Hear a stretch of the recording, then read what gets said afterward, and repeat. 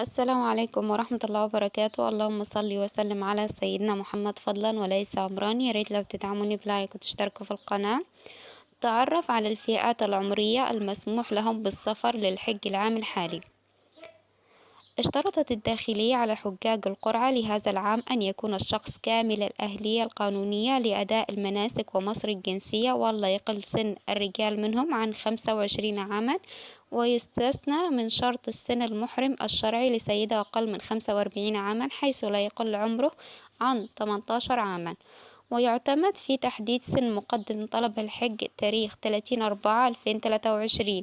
وتحرص وزارة الداخلية على تقديم تسهيلات لحجاج بيت الله الحرام أثناء أدائهم المناسك المختلفة من خلال توفير حجز بفنادق تطل على الحرم المكي والمدني مباشرة، مما يساهم في تخفيف العبء عنهم أثناء التحرك، خاصة مع كبار السن وذوي الاحتياجات الخاصة، وذلك بناء على توجيهات اللواء محمد توفيق وزير الداخلية بتوفير كافة سبل الراحة لضيوف الرحمن وخلق مناخ طيب لهم لأداء المناسك بسهولة ويسر.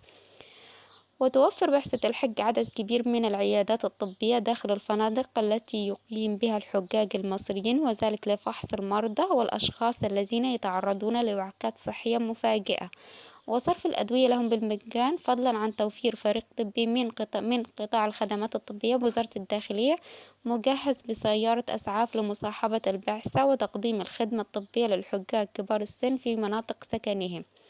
ولا تكتفي بعثة الداخلية بذلك، وإنما يتم الاتفاق مع علماء من الأزهر والأوقاف لشرح المناسك للحجاج وتعريفهم بها والإجابة عن أي استفسارات قد تشغل بال الحاج طوال فترة الرحلة المقدسة.